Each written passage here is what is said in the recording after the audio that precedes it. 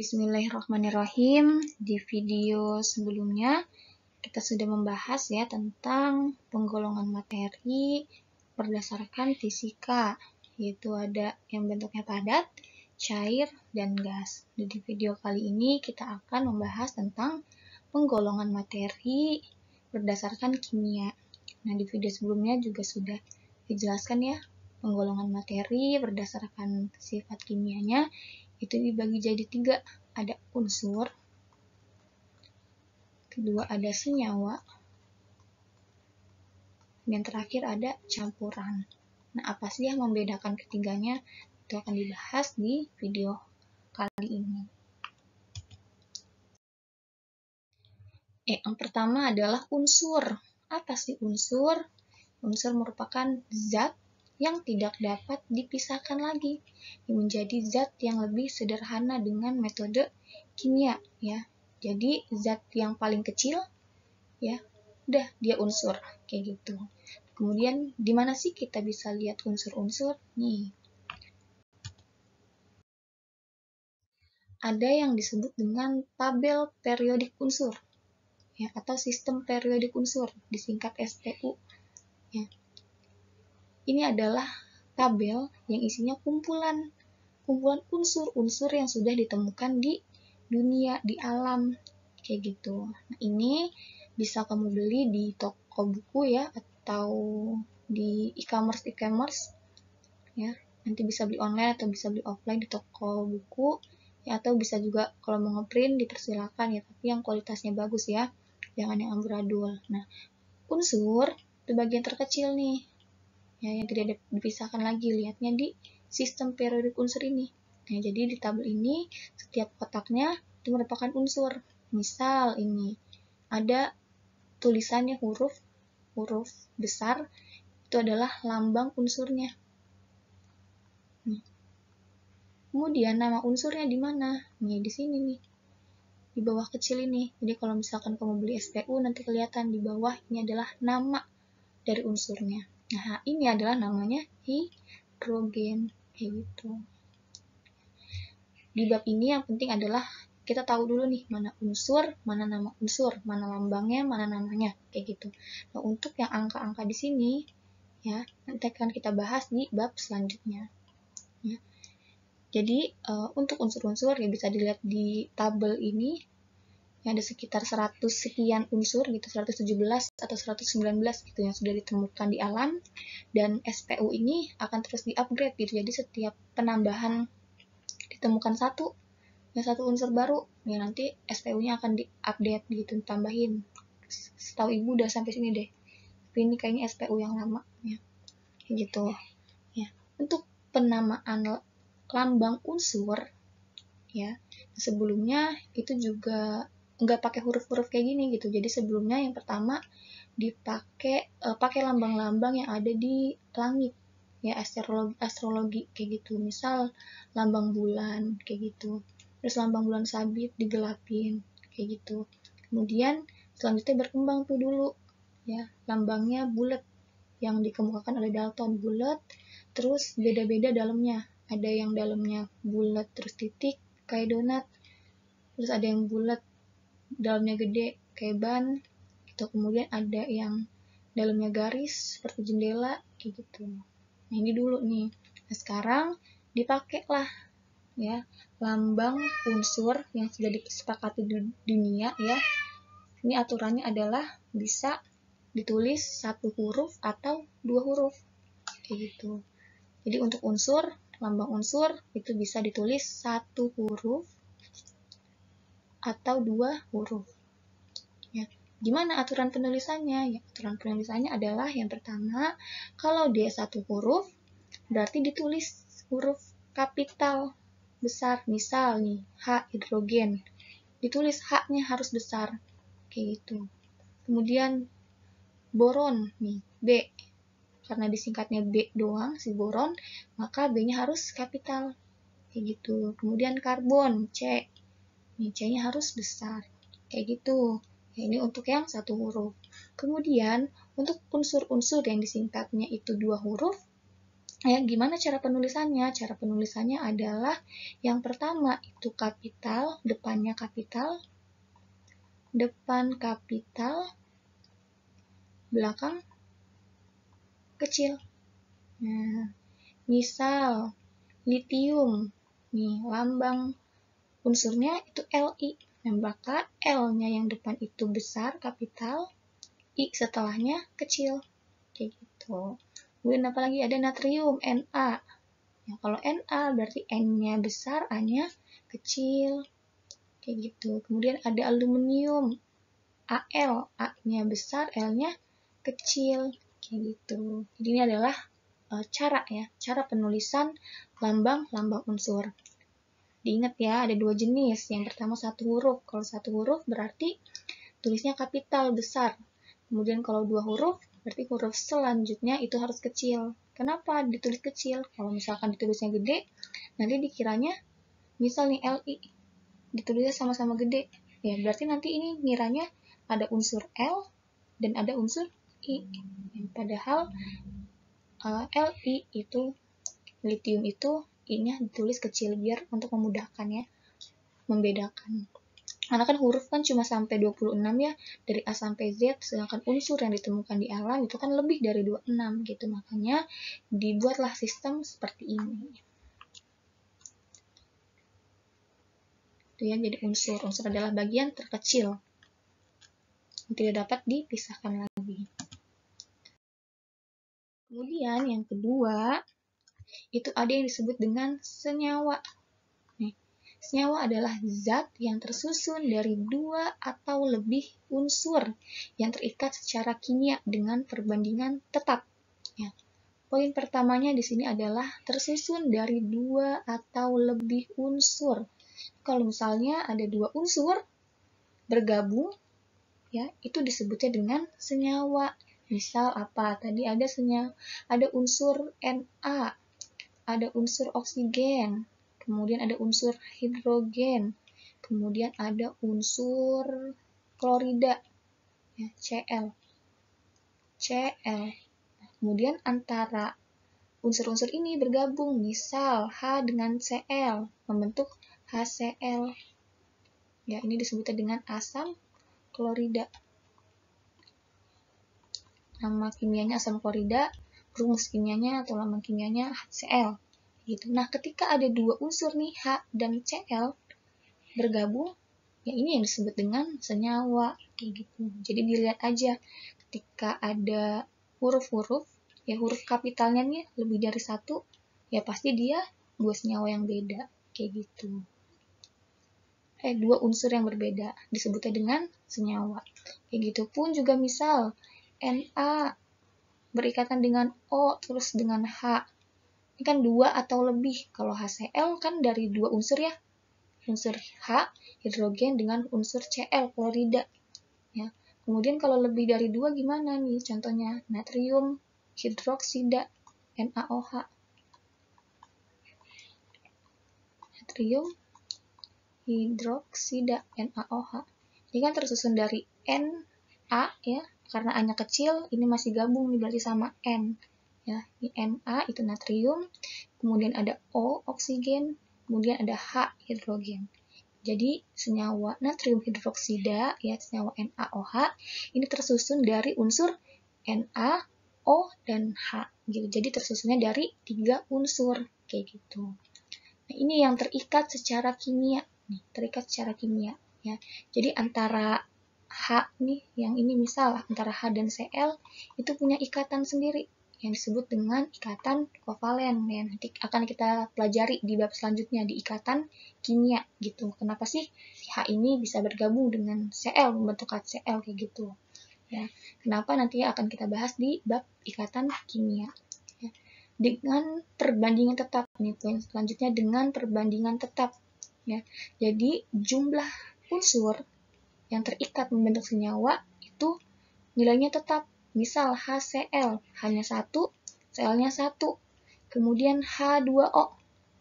Nih, ya H2 itu kan air, ya. Kemudian komposisi air nih yang ditemukan di mana, di sungai, kemudian di laut, Kemudian di danau, komposisinya pasti sama. H-nya 2, ya. Kemudian O-nya 1, kayak gitu. Nah, sebabnya kenapa nanti akan kita bahas di bab ikatan kimia. Ini berhubungan dengan elektron-elektron yang terdapat pada atom-atom dari masing-masing unsurnya. Kayak gitu. Nah, jadi perbandingannya tetap. Ya. Hanya 2, O-nya 2, atau CO2. Nih, CO2 yang ada di mana-mana ya, yang ada di seluruh alam, itu kan jumlah C dan O-nya perbandingannya tetap. C-nya 1, O-nya 2, gitu. Ya. Jadi yang pertama, unsur adalah zat yang kecil yang tidak dapat dipisahkan lagi. Ya. Kemudian ketika dua unsur atau lebih bergabung, maka dia akan membentuk suatu senyawa. Gitu.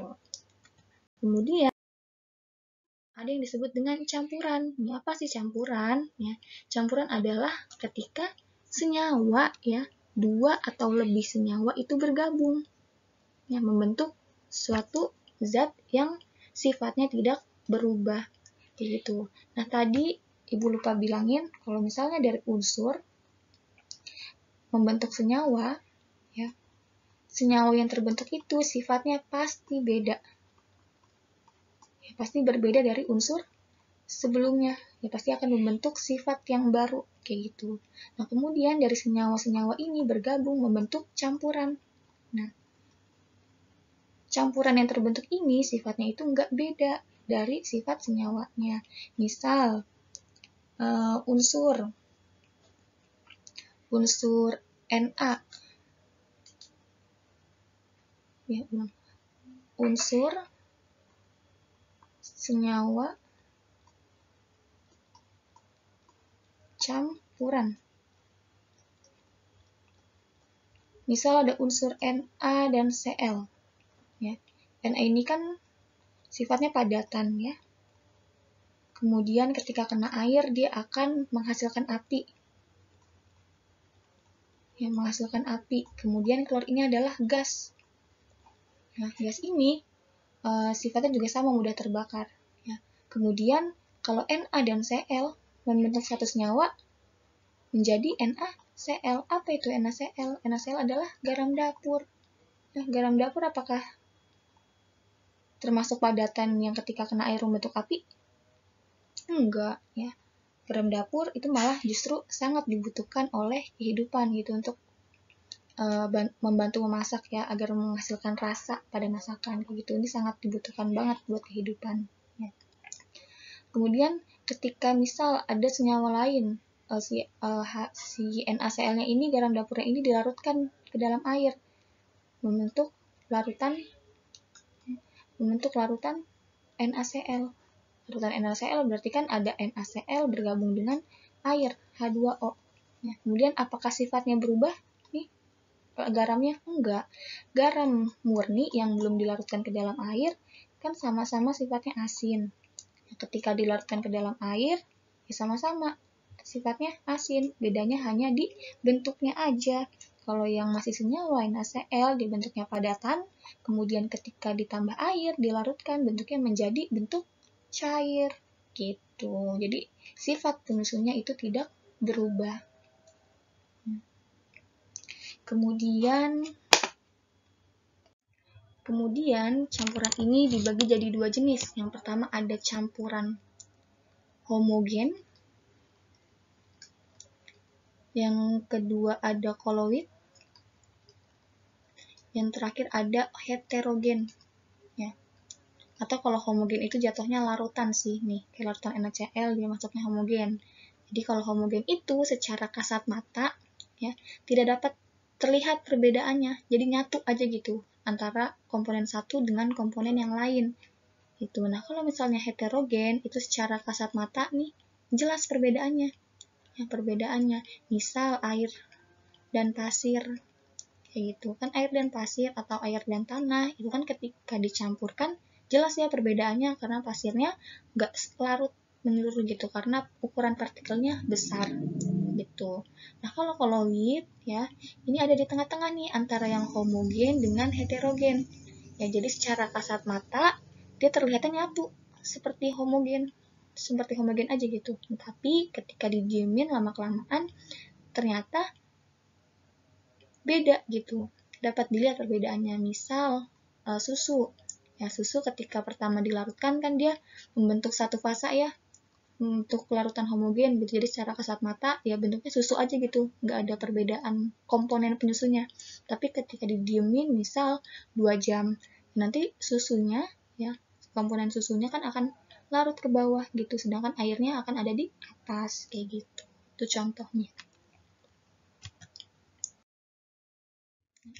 Selanjutnya adalah sifat fisika dan sifat kimia. Ya, apa sih bedanya sifat fisika dan sifat kimia? Nah, sifat fisika itu adalah sifat ya, yang cara mengukurnya adalah langsung nih.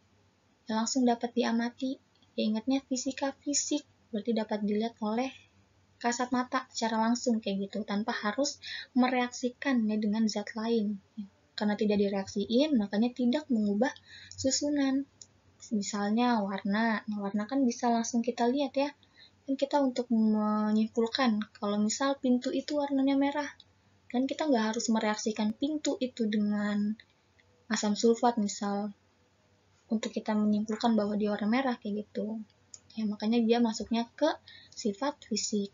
Kemudian bau juga kan bisa langsung kita cium ya, dengan cara kita deketin, zatnya dekat dengan hidung, kemudian tangan kita diayun-ayunkan di atas zatnya, gitu.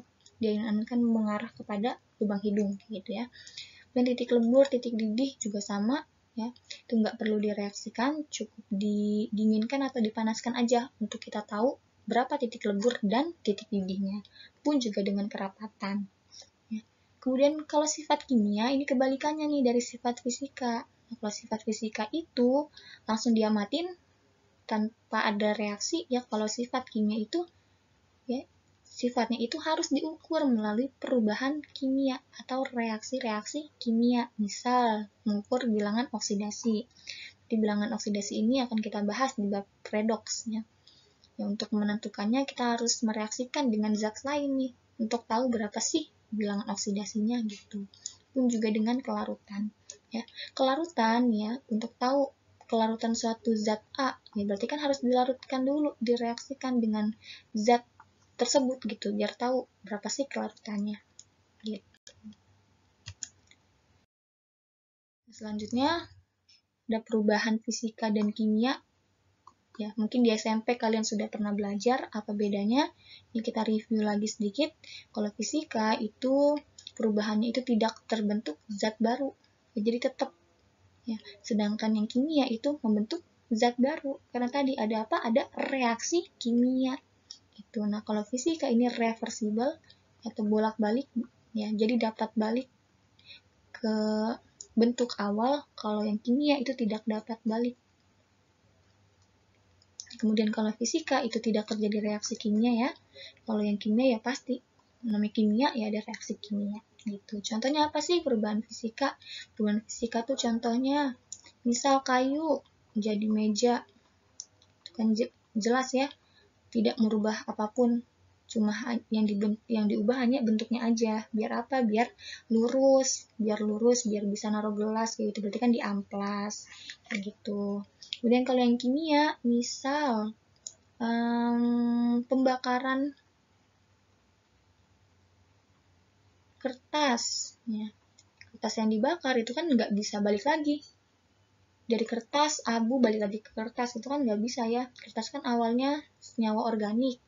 Ya, senyawa organik ketika dibakar, ya ditambah O2 akan menghasilkan abu, sisa, dan apa? Dan gas CO2 serta uap air. Kayak gitu. Nah ini kan nggak bisa balik ya, abunya itu balik jadi kertas nggak bisa gitu. Ini makanya disebut dengan contoh dari perubahan kimia. Itu sekian dulu pertemuan kita kali ini. Semoga bisa dimengerti. Kalau ada yang masih bingung bisa langsung ditanyakan ya di kolom komentar atau di grup kita, di grup Teams. Kurang lebihnya mohon maaf. Wassalamualaikum warahmatullahi wabarakatuh.